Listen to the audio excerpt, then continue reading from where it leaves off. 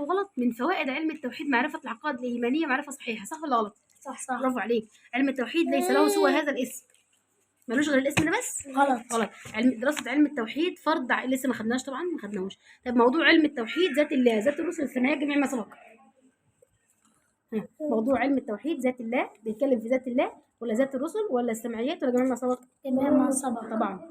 طيب مباحث علم التوحيد، لا ما خدناش برضو لسه. اذكر فائده علم التوحيد وما غايته.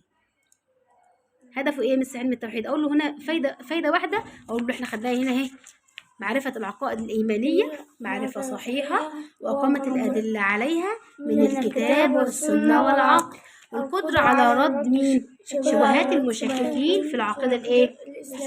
وما غايته يا جماعة؟ في الدنيا والآخرة. الفوز بالسعادة في الدنيا والإيه؟ والآخرة. طيب كده حليناها، مش على اللي بعديها. يقول لي اذكر الأسباب اللي أدت إلى نشأة علم التوحيد. لسه. طيب كل ده من أسماء علم التوحيد. بيقول لي علم التشريع، علم البيان، علم الكلام. علم الكلام. برافو عليك، علم الكلام. انا عايزه اقول لكم ان دي اول حصه، بسم الله ما شاء الله، يعني الحمد لله رب العالمين، كان فضل الله من فضل الله علينا، يعني ان هو ما شاء الله استجابوا يعني. طيب من فوائد علم التوحيد القدره على رد شبهات المشككين في العقيده.